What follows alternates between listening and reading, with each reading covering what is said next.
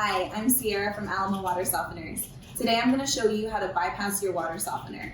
The main reasons you may need to bypass your softener is if you have an active leak or if you're leaving for an extended amount of time and need to shut off the softener.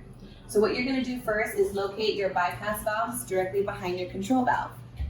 If you look closely, they do have arrows and indicators of which way to turn them off.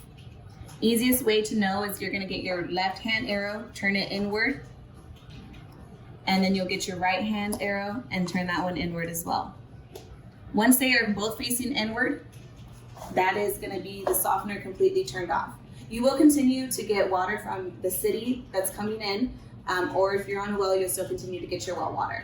Once you're ready to turn the system back on, all you're going to do is turn those arrows the same direction that they were.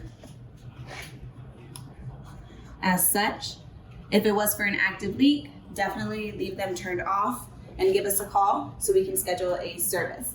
Again, I'm Sierra with Alamo Water Softeners. I hope this helped you. Give us a call if you need to at 210-274-6122.